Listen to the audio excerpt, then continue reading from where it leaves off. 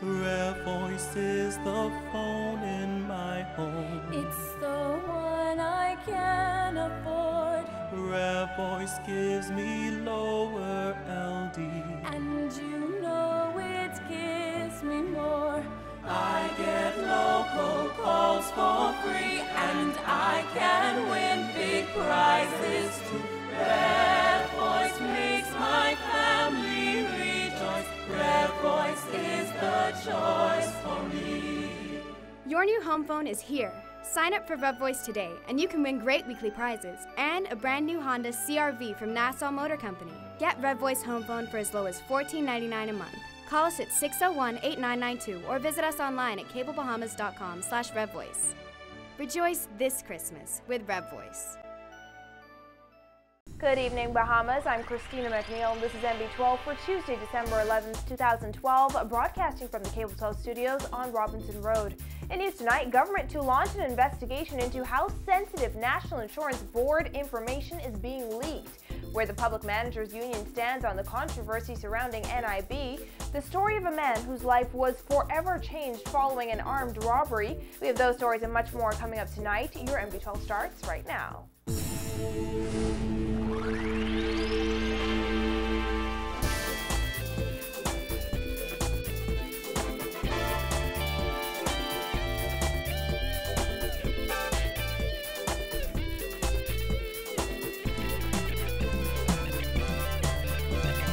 Thanks for joining us.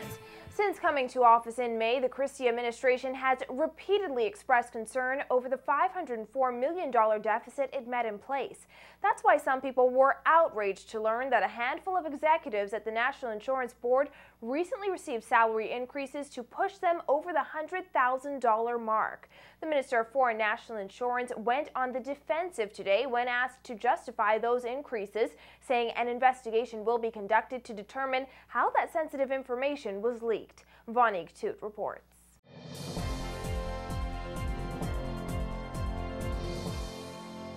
Minister of Labor and National Insurance Shane Gibson has refused to discuss his role in recent salary hikes at the National Insurance Board.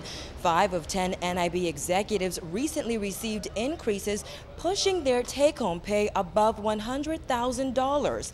Gibson says it's disgraceful that this information was even made public. Listen here now, I don't know that we discuss those types of information with the press. Why would we discuss people's salary increases?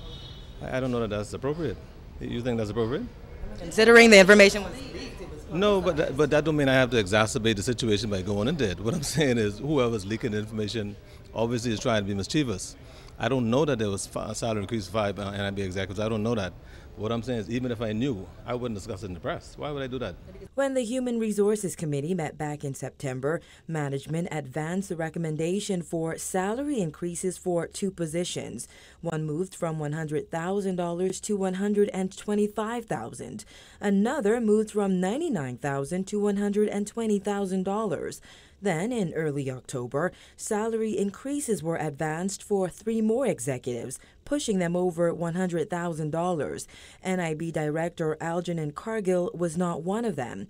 Gibson reportedly approved the salary increases. It is absolutely disgraceful that individuals who seek to leak personal information on employees on any in any entity, whether it's government or private.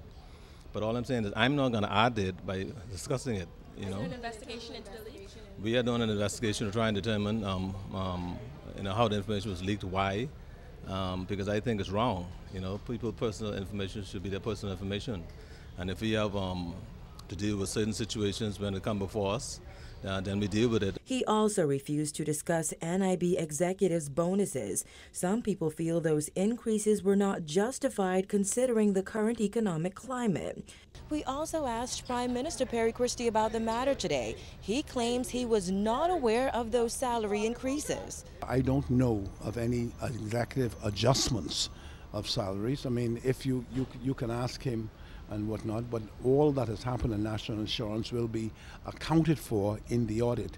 I'm always sort of concerned. I'm always concerned about information being leaked. But at the same time, if national insurance is one entity where you're accountable, and where if you do something in the dark, really, I would expect it should come to light.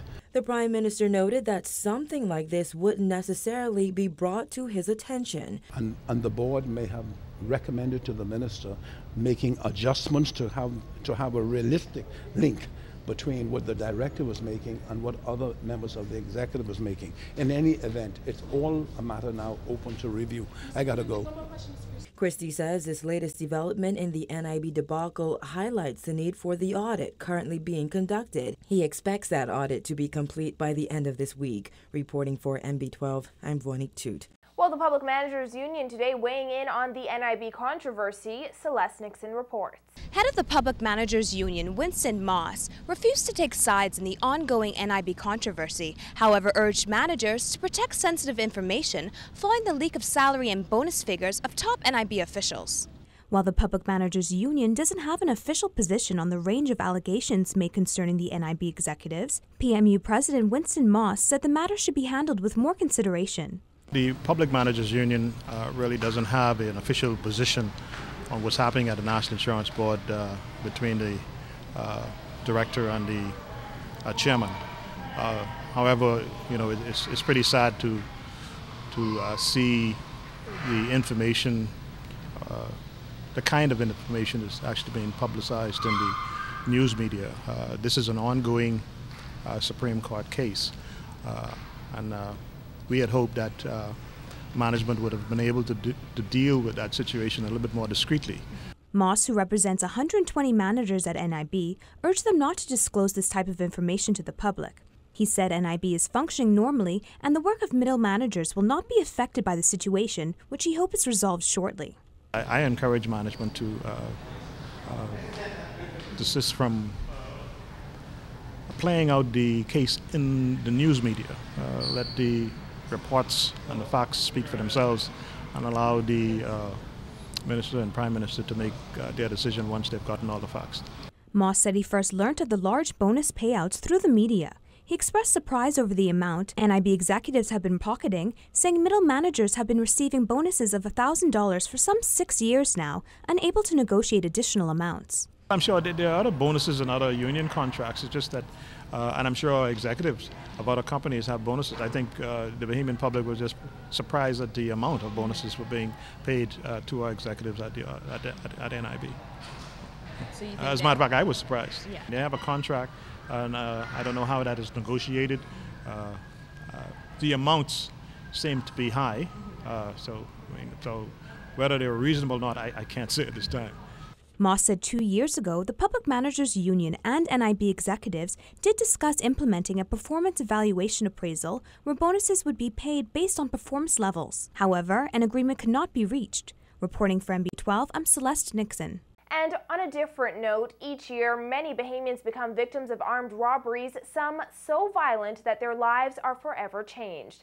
In this report, Paige McCartney highlights the story of one such victim and how he's coping with life after coming face to face with death. Nearly every day here at MB12, we bring you reports of violent crimes and the average everyday Bahamians that are impacted by them. But what happens when the police tape is rolled back and the sirens are cut off?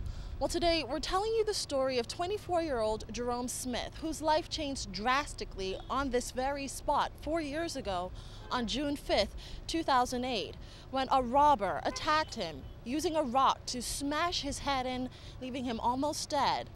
But he survived, only with lifelong emotional and physical scars.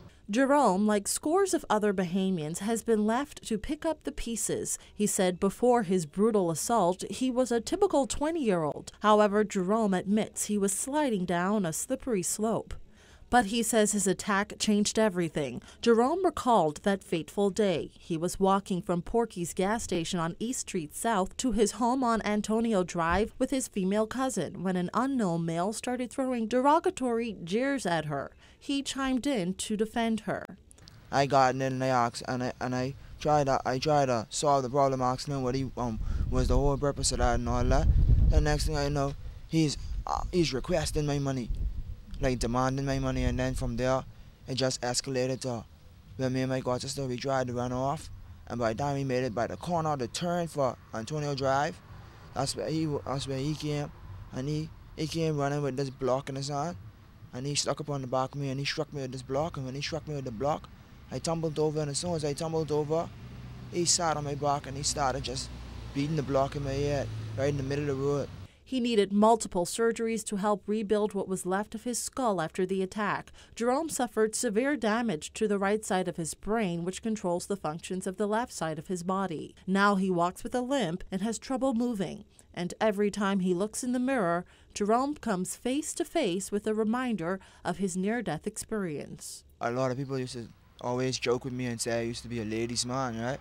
And then just to be like this, that caused my self-esteem just to drop. And I was to the point that I wasn't feeling like I was up to that level as I used to be. My arm is always, I can't really fully get my arm down, but I'm working on it through my therapy and all that. Jerome is one victim among many. Police figures show that armed robberies are up 18% at 951 for the year. The man charged with assaulting Jerome was released on bail, but he says he still doesn't know the status of the case. Now unable to do the kind of work he used to in road repair for Bahamas Hot Mix, Jerome is trying to get his life back on track any way he can, while also dreaming about a future career. On my spare time, I park bikes by Super Value Golden Gates, and if I'm not there, I'm downtown, either by the Squaw Market or by the Welcome Center. I'm selling my snacks because I sell biscuits. I sell biscuits, cookies, and other biscuits, cookies, and nuts. And I get a little older, I want to go into entrepreneurship. I want to open up my own building, my own store, where let's say a household store will sell household goods and things and other stuff, household and clothing goods. That's what I want to open up. But despite his resilient spirit, Jerome still struggles to settle a $7,000 surgery bill at Princess Margaret Hospital.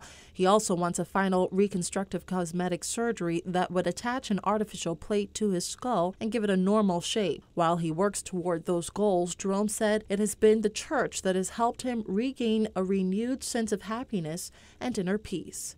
They've helped me not just financially, but they've also helped me physically, like physically and emotionally. Breaking down the scriptures to me, teaching me what it is to pray, teaching me what it is to be saved, and not just saved, but to be delivered as well. That's why when I see the young guy who assaulted me on the road, that's why I hold no hate towards him or none in my heart towards him, because I've already learned to let him go. And Jerome says the biggest lesson that he's learned from this entire ordeal is that in spite of how bad things may seem, God is in the midst of the mess, and he's not giving up on himself. Reporting for NB12, I'm Paige McCartney.